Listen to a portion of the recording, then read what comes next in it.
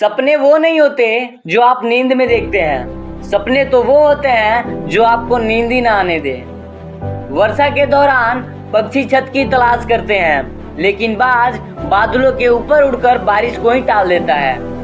समस्या समान है, लेकिन आपका नजरिया उसमें अंतर पैदा कर रहा है।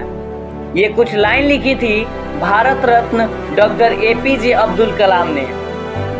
आज की इस वीडियो में मैं आपको कलाम सर की कुछ ऐसे किस्से सुनाने वाला हूँ जिसे सुनकर दोस्त तेरे सोचने का नजरिया बदल जाएगा और तुम अपने अंदर एक नई एनर्जी फील करोगे। दोस्त, तुम्हें पता है कलाम साहब ने शादी क्यों नहीं की थी? उसका सिर्फ एक ही रीजन था, और वो रीजन था वो सबसे ज्यादा अपने काम से प्यार करते थे। दोस्त, तुझे जानकर हैरानी होगी कि जिस दिन कलाम सर की सगाई थी उस दिन वो अपने काम में इतने बिजी थे कि वो डेट ही भूल गए थे, और उस दिन उन्होंने शादी ना करने का फैसला लिया।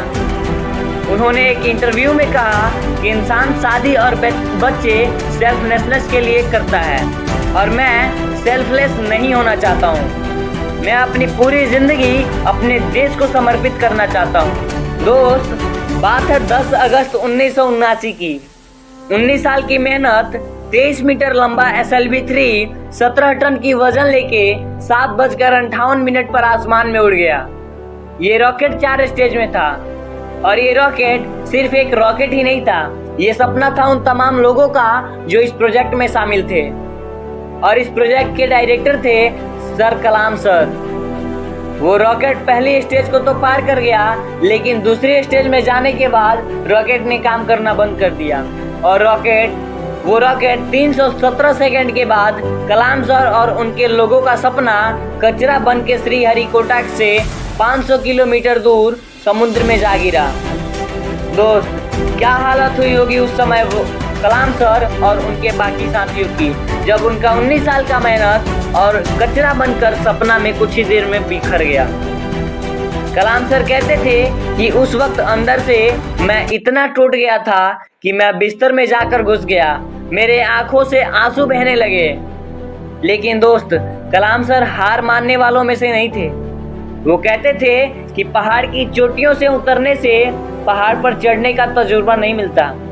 जिंदगी पहाड़ की चढ़ानों में मिलती है, पहाड़ की चोटी पर नहीं। कलाम सर भी ऐसे ही एक कदम आगे बढ़ाते गए, और दोस्त, एक साल बाद 18 जुलाई 1980 को सुबह 8:03 पर हिंदुस्तान में पहला सैटेलाइट रोहिणी अंतरिक्ष की ओर निकल पड़ा। अगले 2 मिनट के अंदर रोहिणी सैटेलाइट अंतरिक्ष में था। कलाम सर ने बताया कि उन्होंने अपने जिंदगी का सबसे अहम पल उस दिन जिया था, क्योंकि उस दिन उनकी 20 साल की मेहनत अंतरिक्ष में थी। दोस्तों, उस दिन हमारा देश उन चंद देशों में शामिल हो गया जिसमें उन देशों के पास सैटेलाइट लॉन्च करने की ताकत थी। ये सब कुछ हो पाया सिर्फ एक इंसान की मेहनत और उनके एटीट्यूड की बदौलत। जब कलाम सर को राष्ट्रपति चुना गया तो उनका जोरों शोरों से स्वागत किया गया। राष्ट्रपति भवन को बहुत ही खूबसूरत तरीके से सजाया गया था, लेकिन ये बहुत कम लोग जानते हैं कि जब कलाम सर वहां पे पहुंचे थे तो उनके पास बस 2 ही सूटकेस थे।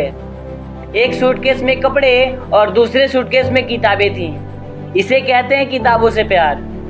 अगर इस वीडियो को कोई स्टूडेंट देख रहा है तो ये बात समझो, जितना आप किताबों से प्यार करोगे उतना ही वो किताबें तुमको आगे लेकर जाएंगी। ये किताबें ही थी जिन्होंने कलाम सर को इतना बड़ा बनाया।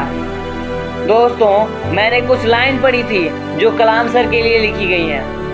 था बंदा इस्लाम का पर कभी ऐठा ना करता, जब भी चाहे संतों के बीच बैठकर चरणों में उनके बैठा करता था। दोस्तों, कलाम सर ने कुछ बातें ऐसी कही थी जिसे अपने जीवन में हमेशा हमेशा के लिए उतार लेनी चाहिए। उन्होंने कहा था कि कोई भी शख्स कितना ही छोटा हो, उसे हौसला नहीं छोड़ना चाहिए। मुश्किलें जिंदगी का हिस्सा है और तकलीफें कामयाबी की सच्चाई। खुदा ने ये तो वादा नहीं किया कि आसमान हमेशा नीला होगा, जिंदगी भर फूलों से भरी राहें मिलेंगी। खुदा ने ये तो वादा नहीं किया कि सूरज होगा तो बादल नहीं होंगे, खुशी होंगी तो गम नहीं होगी, सुकून होगा तो दर्द नहीं होगा।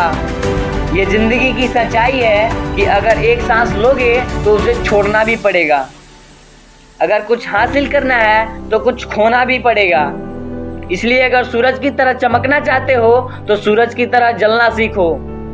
दोस्तों, कलाम सर ने तो कर दिखाया, लेकिन अगर आप में दम है तो आप भी यह अपने अंदर ठान लो, कसम खा लो कि मुझे भी कुछ करना है। और अपने मेहनत को इतना बढ़ा दो, इतना मेहनत करो कि तुम जल्द से जल्द अपने सपने को पूरा कर पाओ। फिर मिलते हैं एक नए मोटिवेशन के साथ। तब तक के लिए जय हिंद, वंदे मातरम।